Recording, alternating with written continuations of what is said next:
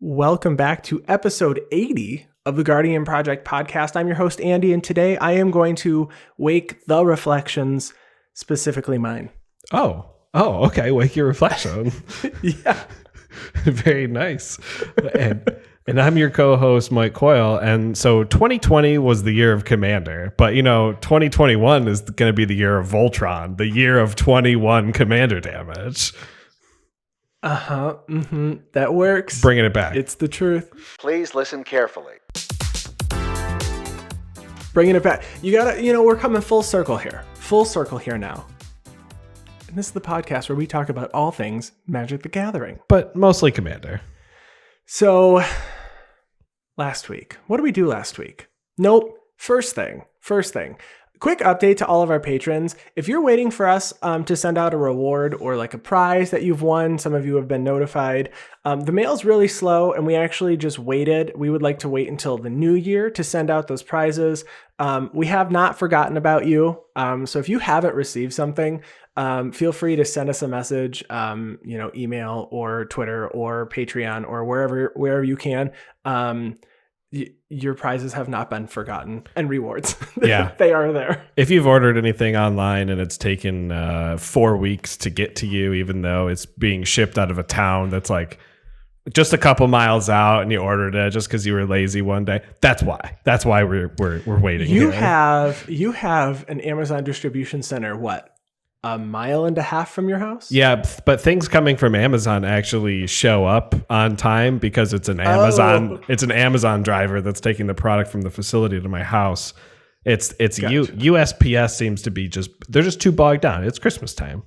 It is Christmas time. Well, it's funny because we have a family ornament exchange that we do every year for Christmas, and we got a text back in November around Thanksgiving that so we all had to exchange names. So I got a text saying who I had to buy an ornament for, and I figured we were buying these ornaments and then we were going to get together next year or something. I don't know what I was thinking. I'll be honest. I went back and I looked at the text, and it was like, please make sure you order on time so it arrives at the person's house. And I was like, oh, this was like 2 days ago, Coyle. Uh-oh. And I go, well, they will not be opening my ornament until the new year when I buy it. Because I figured I just had way more time. You should just order him a New Year's ornament instead. Be like, well, that's why it's late. Yeah, a little champagne bottle ornament. I bet you I could probably do that. I should probably do that. I don't want to be the worst family member, because I feel like I'm almost there right now. Because this year I just forgot. Then you're going to find out this particular family member says, oh, Andy, I heard about your podcast. I've listened to every episode. They're going to listen to this episode. And it's all cast out of the bag. Yep. They're definitely going to listen to the show. So Gina, I got you. And you will get your ornament soon. So we got to watch the Scrap Trawlers play with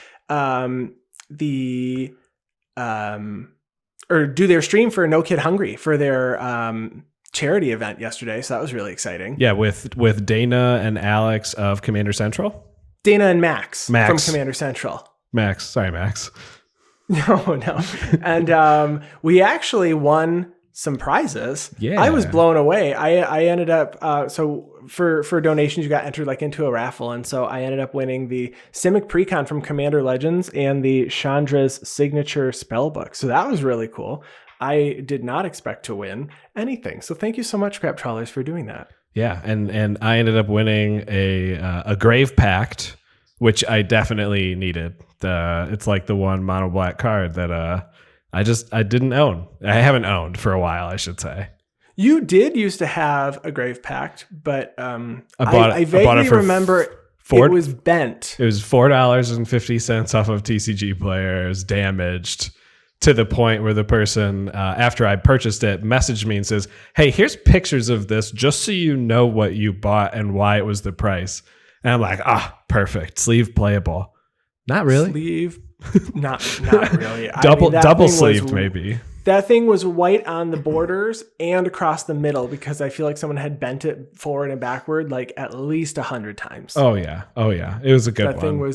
That thing was destroyed. So now I have this new one. I'll stick it in my mono black elves deck, which is getting extra support in Kaldheim. So I might not finish it until next year, but that's where it's gonna go.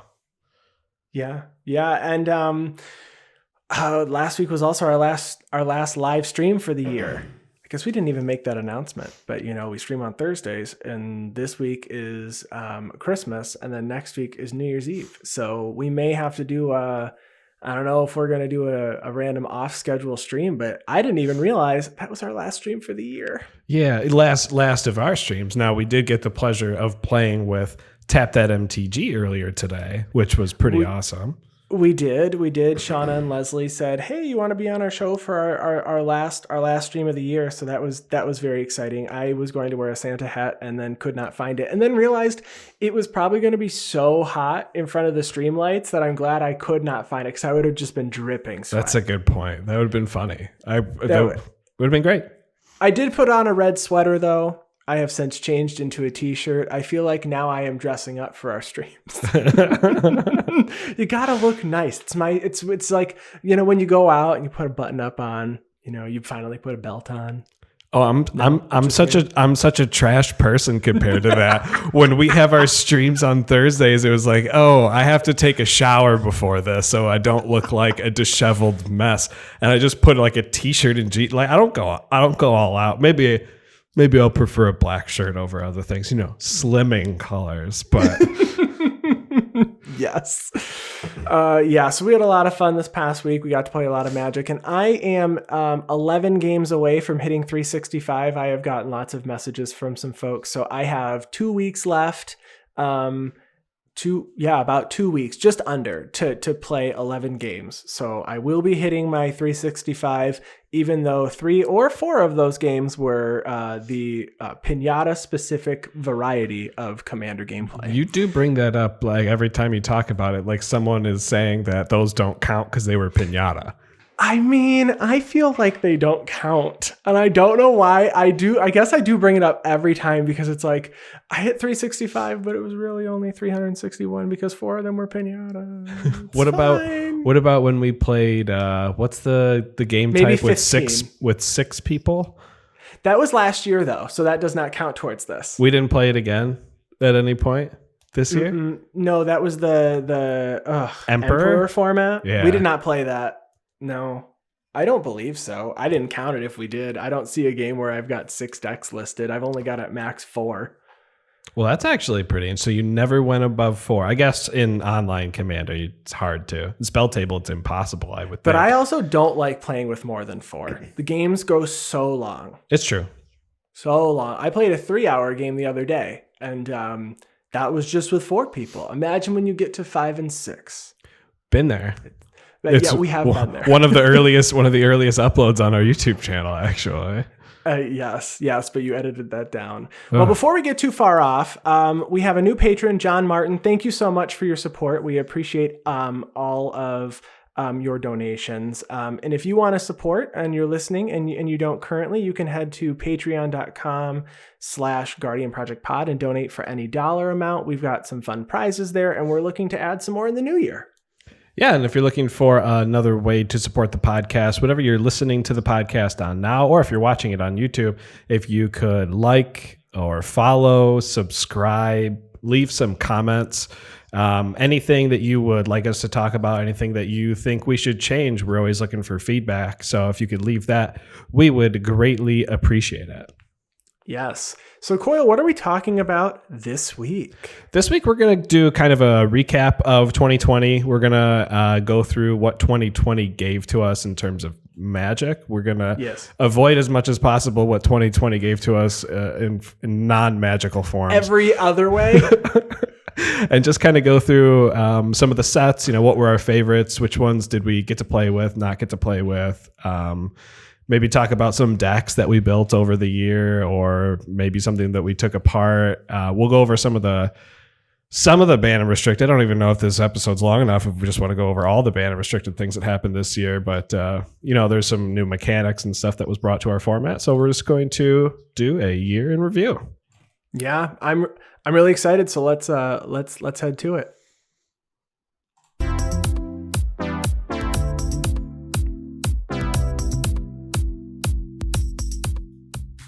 So you had mentioned earlier that this was The year of Commander. So last year, towards the end of the year, we did in fact get an announcement to let us know that we were going to be seeing some big changes for our favorite format, and that there was a big appetite for Commander. They were looking for reprints. People were learning how to play Magic through Commander. We were getting Commander decks that were coming out alongside standard sets. Specifically, we had like Ikoria, Zendikar Rising, Commander Legends got some cards. So what are your thoughts on this year being the year of Commander compared to every other year?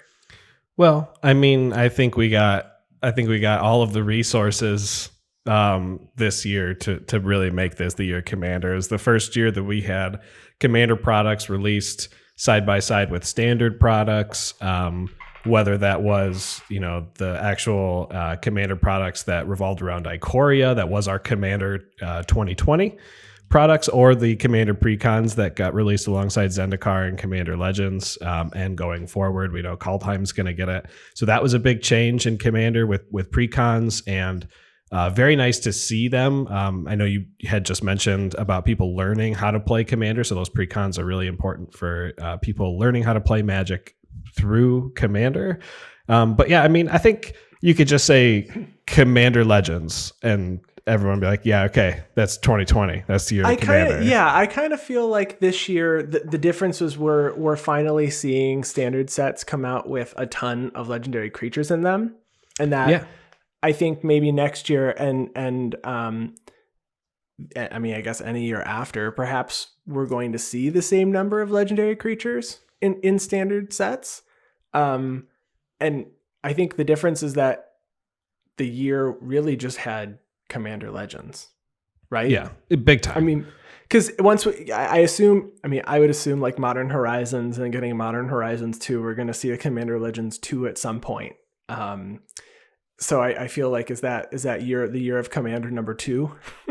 Well, maybe every year from here on out is going to be the year of Commander. I mean, honestly, I kind of think every year is the year of Commander now, especially if we're just going to add a ton of legendary creatures to the standard format, which personally I don't mind. However, the FOMO feels kind of real, and I think this year made it so that the fear of missing out, FOMO, was not as bad. No, because a lot of people were only playing on Arena. They weren't or in Magic Online in terms of their 1v1 format. So no one was missing out on buying things in paper and all that kind of stuff, except for Commander. And we only have to buy one copy of each. And it was easy to acquire the singles. I mean, even the collector's editions of everything, which started with Throne of Eldraine, made standard sets really affordable. So if you were just looking to pick up singles, if it wasn't Oko or the Great Henge, it was super affordable to pick up your singles for your Commander decks. It became a very accessible game type. Right. So we had a lot of sets come out this year. So let's go ahead and tackle those. We're not going to, we're going to talk about things we like, maybe things we built, things I don't know. We're just going to talk in general about each set, really. And, starting out with Theros Beyond Death did come out in the year 2020. Yeah. Did you remember that? only after doing the Google research. Honestly, when we were doing the research for this podcast, I guess I didn't realize Theros Beyond Death was this year, but then I did remember. So this is the last set that I actually got to draft in paper at like my LGS. I was because we had a draft every week, so I would try and go at least once or twice a month to try and draft. And I specifically remember I did not like this draft format because I couldn't figure out what I was supposed to be doing, and I was just grabbing colors that I liked. Because if you don't, I don't always open bombs. I am not known for opening bombs in draft. I'm known for opening garbage and then somehow scraping by. And so I didn't know how to do it, and I don't think I won a single draft of Theros Beyond Death. Interesting. Yeah. But Coyle, did you know that based on EDH Rec, the number 1 commander for Theros Beyond Death is Siona, Captain of the Pyleas? I never would have guessed that. No, I had no idea. Is that the one that goes infinite with immortality? I don't. Not Is it It's not immortality. I can't remember the exact card that it goes infinite with, but it is the one that will make infinite 1/1 white human creature soldier tokens. Yeah. With a card. Is it the card Shield? I think it's Shielded by Faith. Yeah, you're right. Yes. So whenever a creature enters the battlefield, you may attach Shielded by Faith to that creature. And then it says whenever an aura becomes attached to a creature you control, you make a 1/1 white human. So that is that deck. So that is the number one deck from Interesting. Theros Beyond Death. Did you I have no idea. Did you build anything from Theros Beyond Death? I have a Heliod Sun Crown deck that I do not enjoy. Ah, okay. I had built New Perforos, which was fun but very fast. And then actually Atris Oracle of Half Truths was one of the first decks I built that I was really excited to talk about on the podcast. And then we went into quarantine, and Atris's Enter the Battlefield effect is one of the most difficult things in the world to resolve over webcam. So I never played the deck, not once. Not once. We've played against a few of these. I mean, we've seen a Eutropia deck that was on our podcast. I've played with Athreos Shroud Veiled in a couple of decks. I was thinking about making Croxa a CEDH version of Croxa to play with a couple of other friends of the show who were looking for other gameplay videos to be created or streams. But Theros Beyond Death has lots of stuff that I guess I didn't realize was as popular as it is. And I remember Galia of the Endless Dance. That was one of those very decks that seemed like it was like, finally we have a Satyr tribal deck, and there's only 280 of them. So it was not as popular as I honestly thought it might have been. No, but there does feature people in that artwork yelling and screaming. So I do get to play with that card in a deck that I built this year. So, I mean, it got its use for me.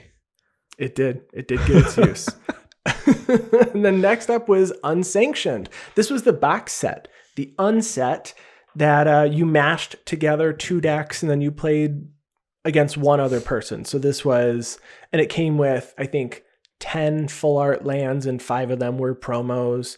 I did not pick this up initially because it was very, very expensive. And then when the price came down later and the popularity of it wore off, I picked up a copy. And it's fun to play, but obviously most of those cards are not legal in Commander. So yeah, I keep seeing this box on shelves at like the big box stores, like the Myers and the Targets and stuff, and there's always like 10 deep of these boxes. This product doesn't, at least from surface view or however you want to say it, it doesn't look like it sold very well. Yeah, I'm assuming it didn't. And then I also think the other issue is I believe it came out in February, and at least in Michigan, we started quarantine at the very end of February, beginning of March. Right. So folks that were going to potentially pick this up and play with friends or whatever may have just said, you know what, we'll try again next unset. Next, yeah. Which, there's usually one every year, right? Or is that not true? At least I don't know if it is every year, to be honest. We went from the original unsets for many, many, many years. So, but recently they came back due to popularity. But I could go for unsets because I really like those full art lands. That's true.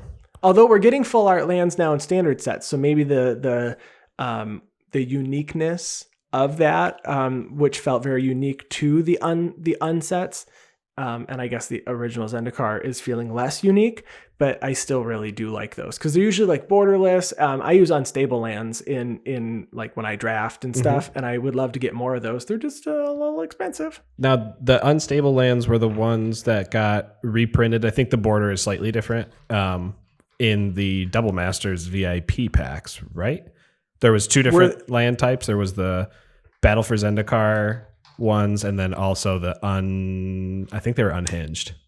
They might have been I don't know if they were unstable. They might have been the unhinged lands. I didn't buy Double Masters. I don't know which lands came in that. I don't remember, but there was an unland of some sort that could have come in those, right? That did come in those. They did. There were some by John Avon. Yes, that sounds right. They are not unstable. They are. Is it unglued? It's unglued or unhinged? Unhinged. Unhinged Lands. Yes, I am seeing those now, and then I do see the other Battle for Zendikar full art lands. Yes. So the different border on the Unhinged Lands, but the artwork in the middle, still the unhinged artwork. Still unhinged. What came after Unsanctioned? We got Mystery Booster, the retail version. Well, I guess the retail version came out just a little bit after the convention version, but the convention version obviously not available for purchase. And the convention version was the one that we were very excited to play when we were going to go to Magic Fest Detroit, which was canceled about a week before it happened. So we never played with any of those crazy designed cards that never actually made it to print except in that special Mystery Booster convention edition. Right. But we did get to play the retail version. We did get to draft that. I think it was only once. We did draft once. We had a bunch of folks that were in quarantine. We were finally able to get together a small. We didn't even have 8 people, and we got to get together a small group and play with that, and it was fun.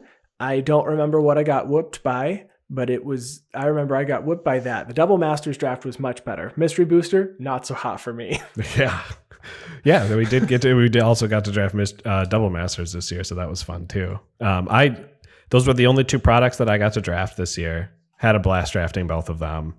And I'm the one who opened the boxes, so I got to keep all the cards at the end, which is also exciting for me.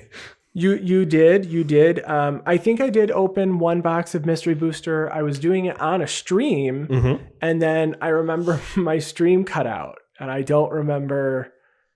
It was something with the hosting, and it was trying to send my connection to like an area that was not local. So it was trying to use like a New Mexico, like OBS, Twitch, whatever, Interesting. or another. And it was like, because my settings were set to like use the next available.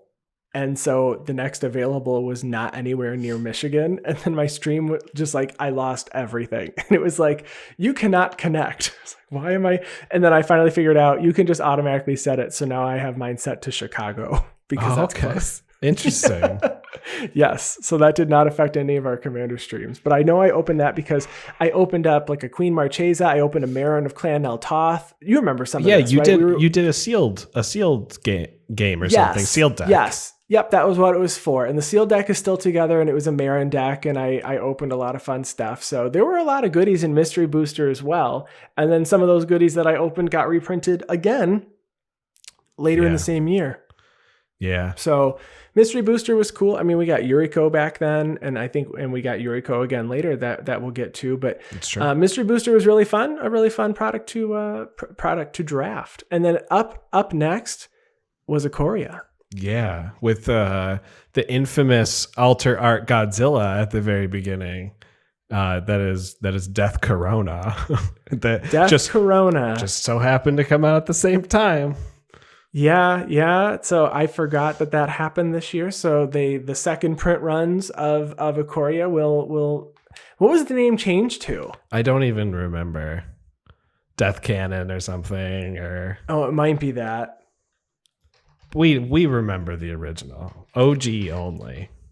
So the most popular commander from Ikoria, Coyle, I'll give you a guess. From Ikoria? Uh-huh. Including precons or not including precons? It is not including precons. Okay. It doesn't look like it.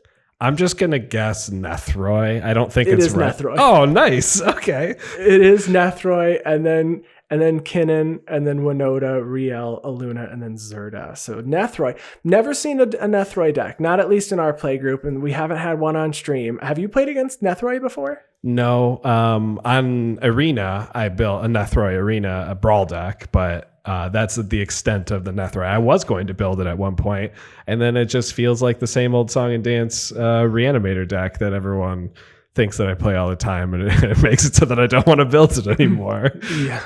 Oh, the Space Godzilla Death Corona is being printed now, and if in any of those reprints is Space Godzilla Void Invader.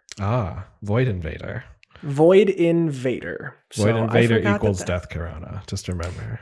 Yeah, it said that happened in April. They said, the word corona has taken on a new meaning, so we were unable to change the printing in time. So any new sets will have it with the alternate printing. That did happen in 2020. I forgot that even happened, Coyle. Yeah. Oh, I was. I mean, that I sometimes, when a set first comes out, look at financial value and stuff. And that was a card they said they were going to rename and reprint so that the first print run was only going to have the Death Corona. So it sparked my interest and kept my brain. My brain worked, so it remembered it. It stayed. You retained that information. Thank you. Also in April, we had the 2020 Commander decks and the Commander, which the 2020 decks that came out with Ikoria. Yeah. First time that we've seen that side-by-side release, and same theme with different cards. Not as a lot of reprints in those versus the ones that got released later on. So I really liked those precons personally. Yeah, those commanders, Calamax, Zexara, Gavi, Nestwarden, Xyrus, and Cathriel. And Otrimi, were there 6? Yeah, there were. Oh no, Xyrus was not the head. Head that was Otrimi. Calamax. I thought Xyrus was Sultai. It is a Temur. Oh yeah. Okay. Yeah, you're right. That's the one that I like to play against, because when someone hits me, I get to draw cards, even though they make snakes. I've lost to Xyrus, I think, 3 times on our stream. Yes, Xyrus is pretty cool. Xyrus is real good. Yeah. So, and you built Otrimi. I did not build any of the face commanders from the 2020 set. I actually built one of the secondary commander partners, Nakara and Yannick, with the keyword counters, which I really liked getting this year. In Ikoria. Super unique, super fun. And I know you love all of your counters and your tokens and stuff. So it's a nightmare to track, but it is very fun. Did I play that on stream? I might have. Yeah, I think I played that on stream this past week. And I was doing a lot, but it wasn't enough. I did not get there, but that combined with the new Athreos from Theros Beyond Death does a lot. But I know that there's some CEDH decks that came out of the new Commander 2020 cards. Halden and Paco and Kazur and Ukima have some really competitive builds. And then the number of times I've lost to Bralin and Shabraz, the Sky Shark Rider and the Sky Shark, I can count on not on my 2 hands, I don't think. Because I've played that deck a lot. Brian, former host of our show, built Bralin and Shabraz. And then I've lost to it with other various folks that I've played with on Spell Table. Yeah. And I will say, this is my personal opinion, not the opinion of the podcast. We also saw the best card in terms of like just straight up best card printed of the year in this set being Fierce Guardianship. Oh, I love that card. I love counter spells, and I like when they're specially free. Free with no drawback after it's cast. Like a Pact of Negation or something where you have the drawback.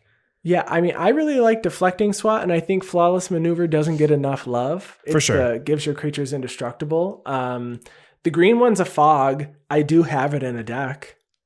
The only one that I haven't played is Deadly Relic, which is exile target creature. Which I tried to convince you not to play in your Grixis deck. You did convince me. I decided not to put it in there after you suggested. You said, I don't know if this is the best option here. But because my that competitive deck was partners, I have a better opportunity of having a commander out. So maybe that is a reason to run it. I don't know, but I really like I like free spells. Not everybody does though. I also really like partner, and we got partners with later to find out that full partner was coming back, which I also love. It's hot. So then we had Chandra Spellbook in Signature Spellbook in June. That was our spellbook for the year. It kind of went under the radar a little bit. It kind of did. I mean, there's a lot of cool cards in that spellbook. I mean, you got the Chandra Torch of Defiance. That's the Kaladesh one. Which I remember was a menace when it was in Standard. Oh, yeah. And Pyroblast and what is the flashback card that I can't think Past of? in Flames. Past in Flames. Yeah, you had Past in Flames. Fiery Confluence was a very popular card. It did finally get some reprints, which was nice. And then Young Pyromancer. I mean, you played that on stream with Tap That MTG this past week. Very good card. This is a good spell book. I mean, the cards in it. I mean, Cathartic Reunion is good. I forgot Pyroblast was in this. Pyromancer's Ascension. Was that a card that originally came out in Modern Horizons? Is that one? I don't think so. I forget. There was some card that cared and counted things. I've lost to it, whatever the card is. I know it when I see it. Maybe it's not this. And then after that, we had Core Set 2021. Yeah. This was the Core Set Teferi, which I was dreading. But then it ended up not being that bad in terms of Teferi. So I got a few phone cards like Teferi's Tutelage and stuff, but overall, I don't know if the set brought a ton. I know you used a card from Core Set 2021 on me kind of recently, and that's the one where it just ends the turn. I did get to end your turn with Discontinuity. Yeah. And that was very fun to do. And folks on stream were even like, I forgot that card existed. Yeah. I forgot it was printed. Yeah, there was a lot overlooked in that core set. People are usually not too excited for core sets, so I understand that. I think the things that people remember, maybe the card, maybe it's just me, is like Mangara the Diplomat. Was card draw on white. That's such a good point. I have not seen a single Mangara played in Commander this year. And we talked about how this is fixing white's card draw. It's not really, but it's like this is a step in the right direction. Never saw one.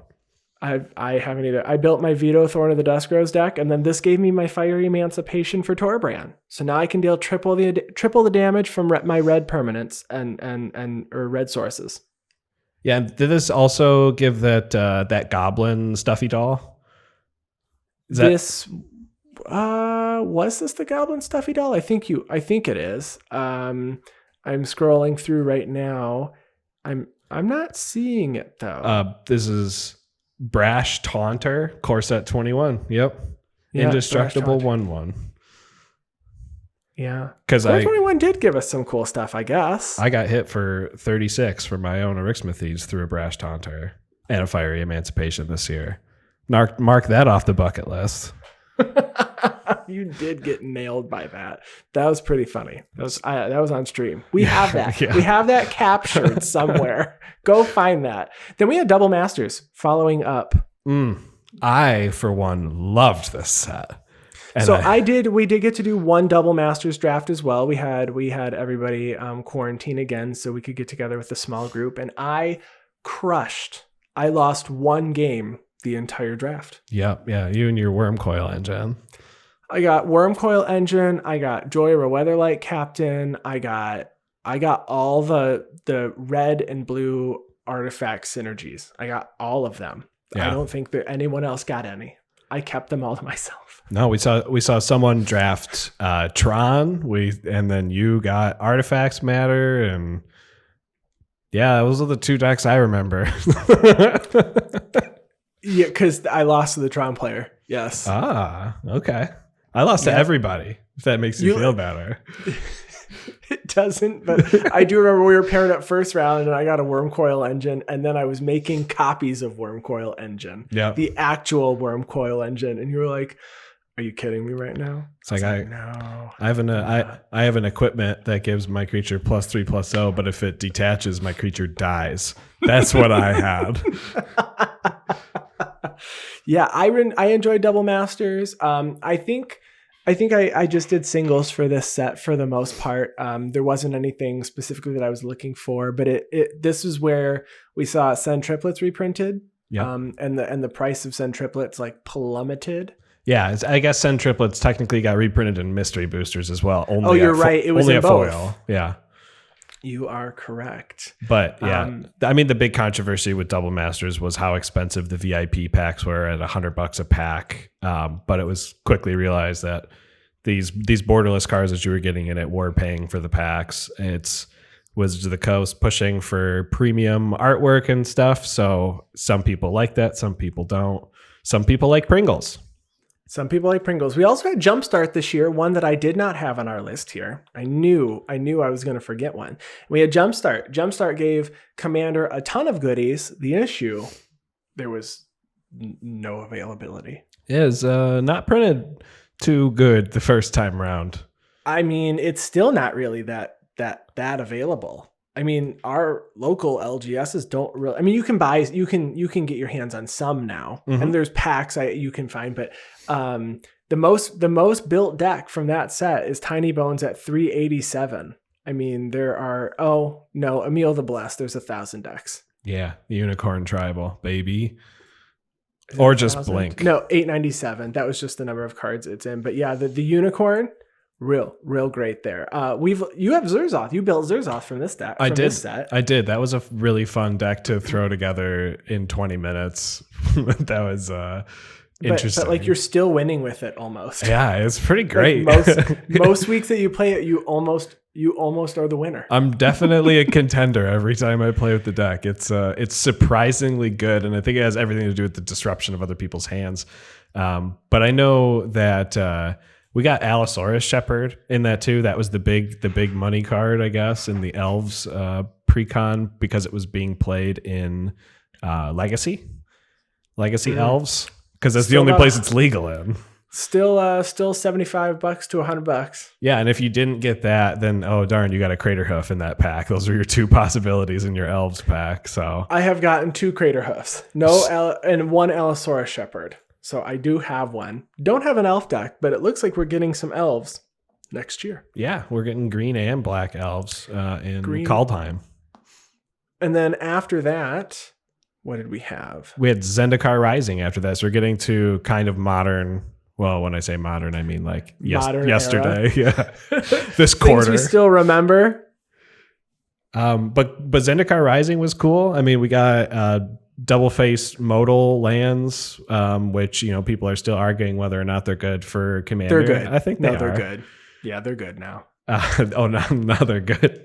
I always thought they were good. Yeah. I think the overall now is when people try them, they're like, oh, this is good. I'll take 3. Yeah, I'll play with 3 of them. And now we're finishing that cycle in Kaldheim, so that'll be good for Commander. But we did also the pathway lands. Yeah, we're finishing the pathway lands. But we did also get the fetch lands technically reprinted with this set as we did. box toppers and the collector's edition packs. And I did. This is the first time ever that I bought some collector's editions, specifically because I wanted to open some, and I did well. Again, I don't suggest chasing for that gamble. It is very fun to do, but they are very expensive. Yeah. I will leave it at that. We also saw Omnath, Locus of Creation. We got crushed by that on stream once. Mm-hmm. Ashaya, surprisingly good. We've seen that on our stream twice. What else? I built Kaz a Royal Chaser. And Mirag I was the first person to misplay it on our stream. Oh, because wow. you got to play the land after. You can't play it main phase 1. Well, yeah, you can. It just doesn't work as well. You can. It just doesn't do the job correctly. Yeah, I ended up building Phylath for one of our budget builds. We did a Zendikar Rising budget build this year, and that's where your Kazaa deck came from. And then I did upgrade my Phylath deck, so it was a little bit better. So right. that was fun, but that's pretty much all I built from Zendikar Rising. Zendikar Rising I didn't love it. Wasn't my favorite set in the world. I didn't really need any of the new landfall stuff or anything, and I don't know. It didn't excite me. My Omnath Locus of Rage got a ton from this set. I think Zendikar Rising did more for my decks than any other set this year. Interesting. Including Commander Legends. I mean, the double face modal cards I added them to every deck. I don't know if I have a deck that doesn't have a double face card from Zendikar Rising in it now. Other than monocolor decks. Although you might have... There are in green, I'm playing Balaged Recovery in all of my green decks. Okay. I'm playing the black one and all. I'm pretty sure every single deck of mine has one because I even like the mythics with just the land on the other side. Yeah. Like I would, if you have a basic you can afford to cut and you opened one of the mythics, it's worth putting in. You just say cut a land? Did you just cut a land, Andy? I replaced a land. Cut a with land. a land. Cut a land with a card that's not necessarily land. I'm just want to put it on the record. That's all I put it on the record. Then we had Commander Legends.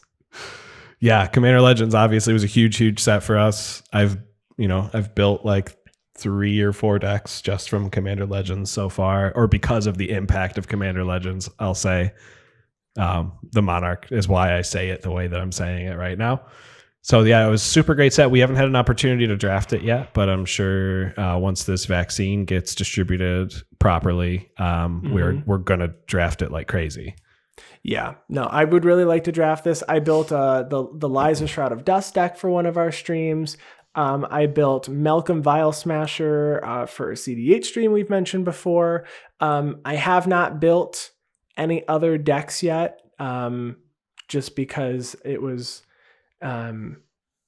there were a lot and it was too much to think about and I hadn't decided what I wanted. And I know I've mentioned before there's a couple decks that I wanted to build. I just haven't done them yet, but I did get swept by an Arami of the Dead Tide the other day. I guess I should say I had to mill them out because they brought back Grey Merchant and dealt 27 damage to us. Yeah. It's a good 27. Yeah. When 3 of them came back and I went from 29 to 2, I realized how strong Grey Merchant is with Arami. Yeah. Yeah. Yep. Yeah. It's real good. There's so many. I can't wait for someone to fully unlock the potential of Arami. I think it probably has been. We just haven't experienced it yet. Yeah. Right. And you haven't fully put yours together, but I know you have at least a deck list. I've got a deck list. And I would like to play Blim Comedic Genius, but obviously I can't play that over webcam. So maybe when we can all get together and I can give away my permanents again. Yeah, and Blim, in case you want to, Blim is from Ravnica, so it can be your Rakdos Ravnica commander. Okay. I need to find a Boros one. I'm still looking for a Boros one. Yeah, you got me there. You got nothing. I still gotta find that one. Play the old what's the soldier's name? The named soldier. Ogres Core? Nope. The one that he was printed in Ravnica, the first Ravnica set. 3 mana, haste. Tajik? Yeah. Tajik. Yeah. The old Tajik that's indestructible and you play World Slayer and then you destroy all permanents on the battlefield except for Tajik because he's indestructible. Just do that. Is that Tajik? Yeah. The original Tajik? It is? It is when you swing. Oh yeah. Okay, no, you're right. Yeah, the one from Dragon's Maze, so the second time to Ravnica. Mm-hmm. Yeah, okay. I mean, I guess that's a deck I could build. I just don't want to build that. I don't want to build that. That way when people are like, oh, don't you have a Boros deck you can play? And you bring that out and you go, you really want me to play my Boros deck? And then you get to play whatever you want. No. Gross. And then the last product we had was Commander Collection Green that had actually just come out this month. Yeah. So you can pick that up. I saw that at our LGSs have those in stock now. Yeah, not as outrageous of a price as I thought it was. It kind of started that way, but then the brick and mortar started getting them and they kind of came back down in price. So affordable, which is nice. If you want them in foil, though, I don't think that they're still reasonable. Some brick and mortars didn't get them. That's how I think most didn't get them. Yep, that's why they're so expensive. Yeah. So that had just come out. So those are the products that came out this year.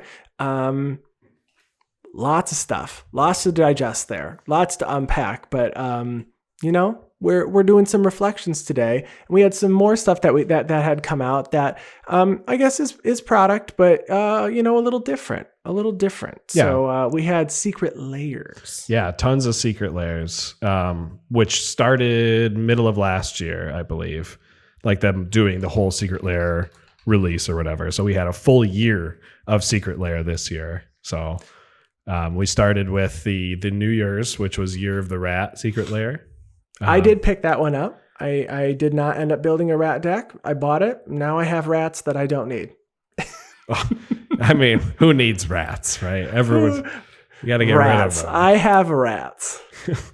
And the second one we saw was Theros Stargazing, which was the last set that got released kind of before the whole pandemic started. And the printing of this was very controversial. People had to wait months and months and months to get it, and they were wondering why. And I got mine like 2 weeks later. Yeah. I think this was the one that I ordered immediately, and I'm using almost all of them. I really like the original Gods, and I love Constellation, the Constellation artworks. So this one I did get, really enjoyed it. Yeah, very, very cool. And then next was International Women's Day. Yeah. So this was a really cool one with all the different alternate arts for like Marin and Saskia, some Sisay, some really, really big names in Magic lore. Narset, Enlightened Master. We don't have to talk about Narset. I love it. I did not pick this one up. I love it. We actually got to play against, or I saw some of these on stream just the other day. Tap That MTG had a guest who was playing the fancy Narset. Love it. And then after that was Thalia, Beyond the Hell Vault. 4 different artworks of the same card, Thalia. Four different artworks of Thalia. I play Thalia in my Sigarda deck. I did not purchase this. I picked up a single of the one where she's like stabbing at Eldrazi tentacles. So that was pretty cool. Yeah. I don't like the card personally, so I didn't pick any of them up. It's a good card. Don't get me wrong. Just don't like it.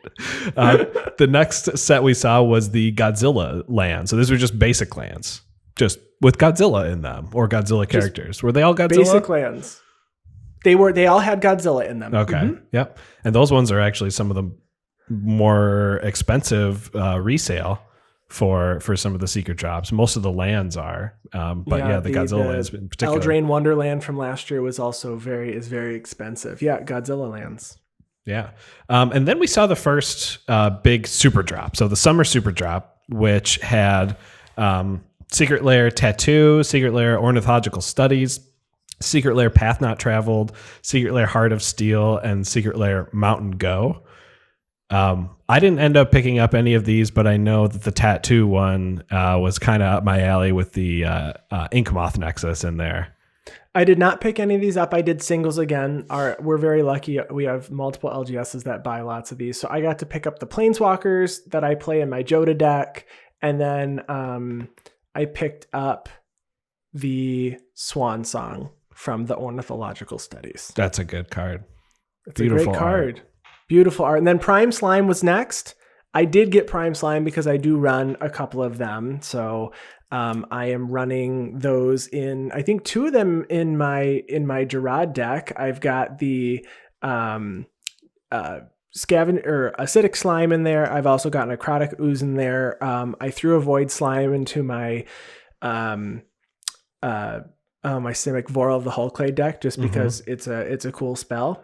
So I picked up Prime Slime, and then we had Every Dog Has Its Day, which I know you ordered. Yeah, I picked up my Every Dog Has Its Day, which has like Dig Through Time and Rest in Peace and a few other good cards. So those are cute. They all feature dogs that were owned by makers of Magic content, like the card game. People that work at Wizards. That's what I meant to say. And then there was Happy Yargle Day. Yeah, that was our April Fool. No, that wasn't April Fool's release. It was not. Nope. Yeah, just all the Yargles all the time. It happened. It was a set. It happened on September 3rd, 9/3, because that's Yargle Day. Yes. Now I remember. Yes. So then we saw the showcase Zendikar Revisited. So that had a few Zendikar cards in there, reprinted. I didn't hear much about this one. Nope, didn't pick that one up. I already have an alternate art of the Avenger of Zendikar that came out with the Eldrazi versus Zendikar dual deck. So I did not need to pick that up. Gotcha. And then another controversial one that came out. This is the Walking Dead crossover. So this featured 6 brand new cards, 5 brand new legendary creatures straight into Magic legal play that are not really Magic universe characters, just Walking Dead characters. Yep, I didn't know any of them. So when the names came out, I just looked at what the card did. I could use a Rick Grimes. Is that his name? That's his name, Rick Grimes. I could use a Rick Grimes for my Sigarda deck, but I did not pick it up because I did not I did not need it. Yeah. There was no need for these cards for me, so I figured I'll just get singles if I would like them later. Yeah. I did. I ended up picking up this set, and I'm building my Morphon Humans deck, which is going to feature all the humans that were in this set because they're all pretty darn good. If I'm not, Yeah. And so then we had Extra Life 2020, and this one we both picked up, right? I picked it up. Yep. Yeah. I love all the cards in it, and I love the charity. Yeah, absolutely amazing cards. Artwork that all featured children for the Extra Life Network and everything. So yes. Very, very cool. And then the final super drop, the final secret layer that we've seen, unless there's going to be another one in the next 9 days or 10 days, was the secret versary super drop. So we have a Box of Rocks, Seb McKinnon, Happy Little Gathering, Party Hard, Shred Harder, and We Hope You Like Squirrels that got released there. So I ended up picking this up. I ended up picking up a Seb McKinnon and a Happy Little Gathering. So you did get the Happy Little Gathering? Yep, I got those lands. The Bob Ross lands are so cool. They are really cool. So those were the products that had come out. We had some banned and restricted announcements and a rule change. I guess we'll do the rule change first. Companion from Ikoria was changed. You used to just be able to play it from the special companion zone, and then it became a pay 3 generic mana and put it into your hand. Yeah, it got really a lot weaker, but yeah, it kind of took it out entirely. Yeah, I still see Yori index, and I get sad every time I see them in standard. Have you ever seen a Lutri deck? Just out of curiosity. No. Yeah, didn't think so. Nope. The otter was murdered. The otter did get murdered immediately. We also had a bunch of bannings this year. We don't have to go through.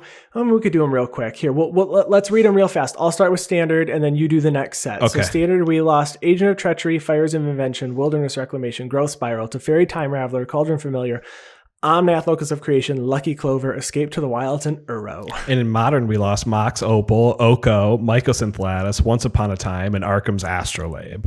In Brawl, which we did play a lot earlier this year, Golos, Lutri, Draneth Magistrate, Winota Joiner of Forces, again Teferi Time Raveler, and again Omnath, Locus of Creation. And in Historic, we again lost Oko, again lost Once Upon a Time. We lost Veil of Summer, again Agent of Treachery, again Fires of Invention.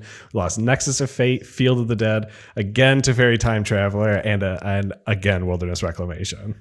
Legacy, which I do not follow, lost Underworld Breach, Lurrus of the Dream Den, Zerta the Dawn Waker. Yeah, and in Commander, we only lost Lutri. That's it. We lost Lutri. Pioneer, they unbathed. Unbanned Oath of Nissa, but then there was a banning of Inverter of Truth, Kethis the Hidden Hand, Walking Ballista, and Underworld Breach. Again. Yeah. And in Vintage, there was only one ban. It was Lurrus. So kind of a problem. And then Pauper lost Expedition Map and Mystic Sanctuary. Yeah. So there was a lot that happened. It was the year of BNR as well as the year of Commander. We also had a pretty big thing that happened earlier this year. We removed a lot of cards and were banned from formats based on depictions of racism, specifically Invoke Prejudice, along with a various list of cards that were no longer something that the company stood for and something that they had said these shouldn't have been printed. There were some potential issues related to the card number based on the gatherer. So those cards were actually removed and are no longer on the website and are banned. That did happen this year. I didn't own any of the cards, but that was certainly a big point of discussion for a while after that happened. For sure. Yeah. We know that we had some events that happened where they were raising money to raise awareness where, these cards were ripped or burned at the end of it, which I thought was kind of cool. One of our LGSs actually did something like that with a copy of Invoke Prejudice, which was pretty cool to see a community stand up together like that. Absolutely.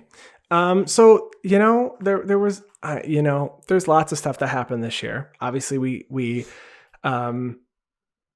I don't know if there's a ton that we missed here. I think, overall we had, from a Magic perspective, at least for the Guardian Project, we met a lot of people. We got to play a lot of games. For us, we had a very good year. We do hope that everybody else also had a good year. Coyle, final thoughts, 2020 Magic the Gathering.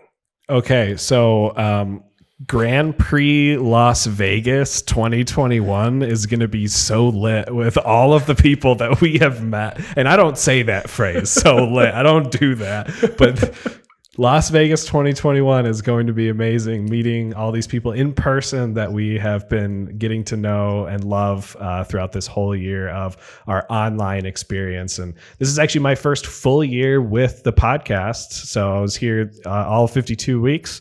So that was it's been a really great experience, and as crappy of a year this has been for the Guardian Project and all the friends, it's been pretty darn good actually. Yeah, I agree. We were planning on doing Las Vegas this year. Obviously, everything got canceled, so we can't wait to see all of you in person. And we will be there, assuming everybody's safe and can be there. And I think that's it. That's the wrap for this week. So we want to thank you all for listening. If you want to contact us, you can find our podcast online at theguardianprojectpodcast.com. You can find our social media on Twitter at GuardianPod and our gameplay videos at youtube.com/theguardianproject. And you can email us at guardianprojectpod@gmail.com. You can find me on Twitter at ATFlory. And you can find me on Twitter at WormCoilEngine. And we want to give a special thanks to our producer and editor, Ryan Nichols. Shout out to you. You the best. And also to Chris Wolf, who creates all of our thumbnails and overlays for our videos and streams. You are equally the best. Thank you very much. You are both equally the best. And everybody have a happy new year. And we look forward to talking to you all again in 2021. Bye, everyone. See you next year.